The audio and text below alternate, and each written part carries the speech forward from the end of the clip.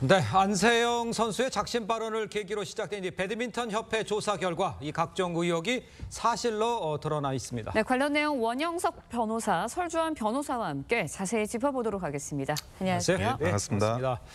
자, 먼저 파리 올림픽 당시 안세영 선수의 발언이 어떤 거였는지 다시 한번 듣고 오겠습니다.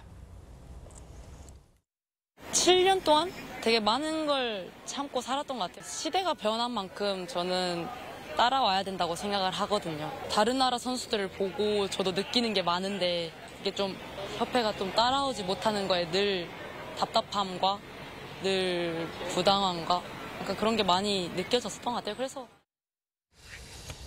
네, 안 선수 발언 이후에 이제 문체부가 배드민턴 협회에 대해 조사를 벌여왔었죠. 이 과정에서 이 김태규 협회장 등 임원진에 대한 횡령 또 이 배임 가능성 제기가 돼 있는 상태인데 어떤 내용인지를 좀 정리를 해주셔야 될 것 같아요. 예, 정부가 2022년부터 성강제 리그와 유청소년 클럽 리그 지원에 대한 사업으로 각 종목마다 이제 세금으로 지원을 한 게 있습니다. 그게 배드민턴 같은 경우에는 연간 42억 원을 지원했습니다. 예. 그 연간 42억 원을 이제 협회에서는 용품 계약을 체결했고, 그런데 이 용품 계약을 체결한 업체로부터 그러니까 그 1억 5천만 원 정도의 페이백, 우리가 백머니라고도 하는데요. 네. 이런 용품 지원을 별도로 또 뒤로 받으신 거예요. 네. 그러면서 그 1억 5천만 원의 용품 지원 중에 이 협회장이 있는 그런 충남 배드민턴 협회에 5천만 원이 넘는 가장 많은 금액을 또 배정을 한 겁니다. 그러니까 이것은 우리가 백만이나 페이백이라고 불리는 이른바 그런 행태고, 그거는 이제 전형적인 배임 횡령에 해당하는 그런 이제 범죄 행위입니다. 그래서 이 부분이 굉장히 의심되는 사항을 발견했고 그 부분에 대해서 이번에 문체부가 발표를 하게 된 겁니다. 알겠습니다. 네, 그런가 하면 후원금의 20%를 선수단에게 나눠주는 규정도 회장이 이제 취임을 하고 나서 삭제를 했다고 하거든요. 선수단에게 알리지 않고 이 부분에 대한 것도 좀 규명이 돼야 될 것 같아요. 네, 그러니까 원래 협회가 이제 후원사와 계약을 맺을 때는 네. 그 후원금 중에 일부 20% 정도를 국가대표 선수단에게 배분한다는 규정이 있었는데 방금 말씀해 주신 것처럼 김 회장이 취임 이후에 이 규정을 바꿨습니다. 그래서 선수들이 이런 사실을 전혀 모르고 있었다는 것이에요. 그래서 과거에는 이 국제대회 우수 성적에 따른 보너스가 지급이 되면 이것도 후원사가 선수단에 직접 지급한다라고 되어 있었는데 이것도 규정을 바꿔서 협회를 통해서 선수에게 지급한다라고 바꿨기 때문에 그리고 또 작년에는 후원사가 협회에 지급한다라고 지금 이걸 바꿨거든요. 그래서 이러한 것들이 왜 유독 이 김 회장이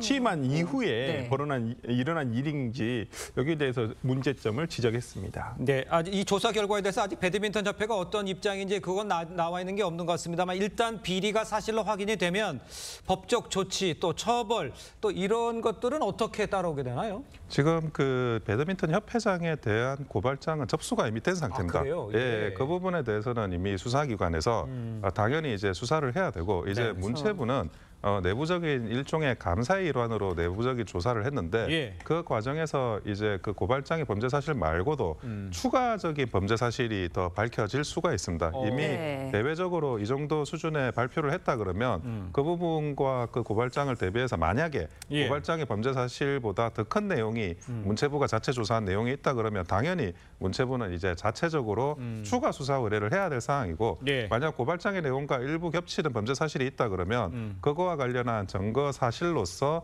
그런 자료들을 수사기관에 이제 제공해야 될 상황이 됐습니다. 그래서 이 부분은 단순히 그런 그런 협회의 부조리 문제를 넘어서서 이런 그 배임 횡령이라는 형사적인 문제, 그 처벌 단계로 일단 넘어갔다고 봐야 될 것 같습니다. 그렇군요. 네, 협회나 협회장의 부정뿐만 아니라 안 선수가 지적했던 국가대표가 아닌 선수의 국제대회 출전 문제, 또 선수들이 사용하는 장비 문제에도 좀 변화가 있을 것으로 보여요. 어떻게 변화가 있을 것으로 그러니까 이거 안세영 선수가 금메달 딴 뒤에 바로 지적을 했던 문제거든요. 그러니까 국가대표 아닌 선수의 국제대회 출전을 지금까지는 협회 규정으로 막고 있었는데 이 부분과 관련해 가지고는 예외 규정이 이제 나이가 남자는 28세, 여자는 27세 이상이 되어야지만 개인적으로 나갈 수가 있었는데 이번에 문체부에서 이러한 규정을 좀 풀어라, 제한을 풀어라라는 어떤 공고를 했고요.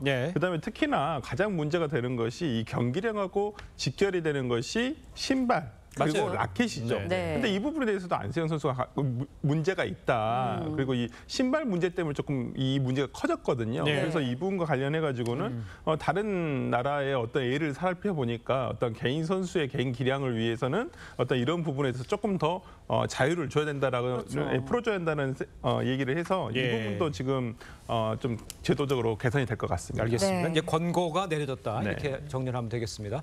자, 다음 소식 짚어보겠습니다. 대규모 정산 지연 사태를 일으킨 이 티몬과 위메프의 기업 회생 신청 44일 만에 법원에서 받아들여졌습니다. 그렇다면 당분간 파산이 유예됐다 이렇게 보면 됩니까? 어떻게 해석을 해야 될까요? 네, 그렇습니다. 기업 회생이라는 제도는 예. 그 채무의 일부를 탕감하고 그리고 이제 기업을 살릴 수 있는지 살펴보고 만약 예. 살릴 수 있다 그러면 네. 그러면 그 채무를 그 탕감하는 걸 확정짓는 제도거든요. 근데 이게 파산은 이렇습니다. 파산은 그냥 그 기업을 끝내고 빚잔치를 해버리는 거예요. 근데 이러듯 파산을 하든 기업 회생을 하든 사실은 그 채권자 입장에서는 상당 부분의 손해를 감수해야 되는데 네. 그래도 기업을 살리는 게 더 낫다. 그러면 이제 법원에서는 기업 회생이라고 해서 기업을 살릴 수 있는 방안을 모색을 하게 됩니다. 그 과정에서 예. 서로 간에 어떤 이익이 더 높은 거냐, 채권자한테 더 높은 거냐를 그런 정밀한 조사, 회계 자료나 이런 것들을 보면서 따져봅니다. 그거를 이제 시작하겠다는 거거든요. 예. 그래서 이제 11월 20일까지 지금 현재 기업의 상황이 뭔지를 한번 그 조사 보고서를 제출을 해라. 지금 어떤 상황이냐. 이걸 예. 지금 법원이 요청하고 있는 거고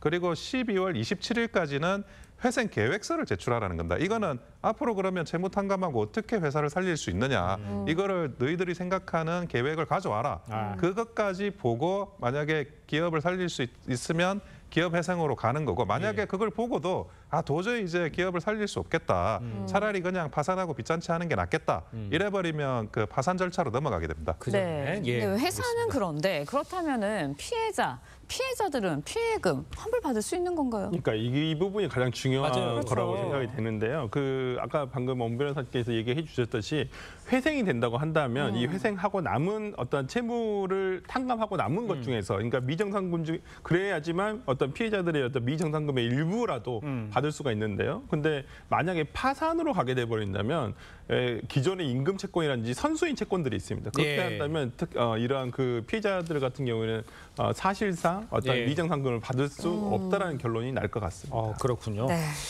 자, 오늘 말씀은 여기까지 듣겠습니다. 고맙습니다. 맞습니다.